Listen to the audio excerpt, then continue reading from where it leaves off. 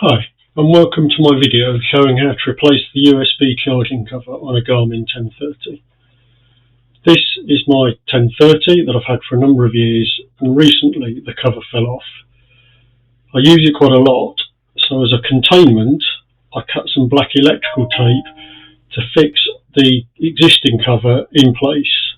I've had to peel back the tape several times to remove the cover to charge it, and it's obviously not an ideal solution. It's quite tricky to see in my not very good camera, but you can just about see the tape stuck on the bottom of the unit there, and I'm now just peeling it off. There's no doubt that the electrical tape is quite secure. I had absolutely no concerns that the tape wasn't going to do the job in holding and protecting the cover. You see here that you can see that the cover has come off. Just about to the left of the port you can see a tiny screw, and there's a very small bracket that's fixed on that holds the cover in. Given the size of the screw and the fiddly nature of the job, I made a small set of protective equipment so that I could securely hold the Garmin in a small vise while I attempted to repair the cover. So I've got this rear piece with a hole that leaves space for the mount, the quarter-turn mount, and I've got another piece that goes over to protect the screen, and I'm going to wrap the Garmin itself in a piece of scrap cloth just to protect the screen a little bit better. This isn't about needing to hold it securely, it's just to provide a third pair of hands. So I've got this little small old vise that's just about the right size to hold it. I've obviously tested it elsewhere before I brought it in, and I'm just putting in the Garmin sandwiched between these two bits of scrap wood just to hold it securely. It looks like I'm tightening up a lot. I'm not. It really just needs to be tight enough to hold it still while I work on it. So that's not being clamped firmly, it's just being clamped firmly enough to hold it. This is the new piece that I bought. I actually got it from eBay. There are many places that you can get them, but most of them seem to come from China and take weeks. This one actually came in a few days. And at the time of recording, in August 2026, this tiny piece of rubberized plastic cost about £15. My camera's not very good at focusing in, but you can see the bit that are broken, which is the pip that's sitting up. I then spent some time using my screwdriver set to try and find the right size screw. It's a Phillips 0 screw. There was no spare screw provided with the kit, so I was very conscious that I had to be careful and not lose the screw. The screw came out easily enough, and you can see that there's this little shaped bracket. The little part circle clips round the lump that fits into the body.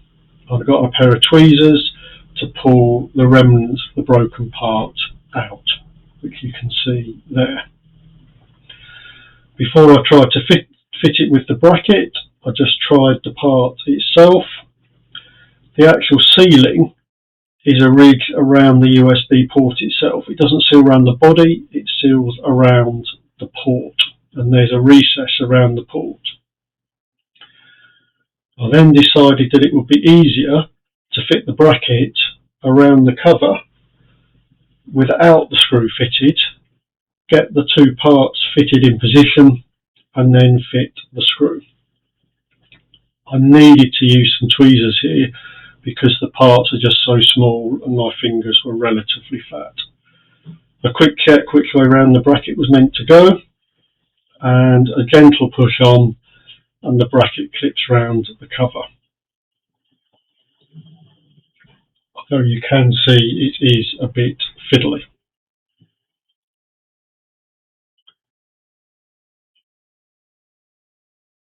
Once you've got the bracket on, you can push the cover in place, and there's enough friction and interference fit for the cover to hold it in place without needing a hand to hold the cover.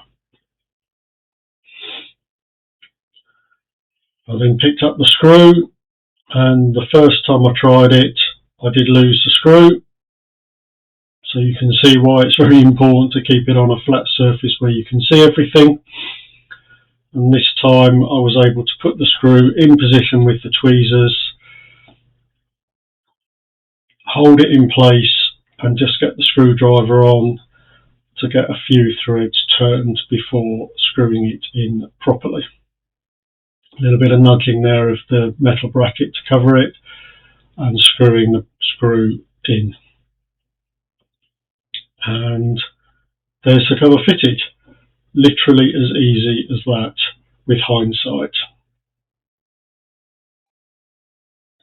Take it off, make sure it comes out, and just give a screw a final quick turn just to make sure it is tight enough without over tightening it, as it is just screwing into a plastic body. So here's a slightly better view, removing it from the vise so we can get slightly closer to the camera. The plastic is slightly shinier than the original one, although that may just be because the original one is old and it was like that when it was new. £16 seems a lot of money for a small piece of plastic, but it's a £300 plus device.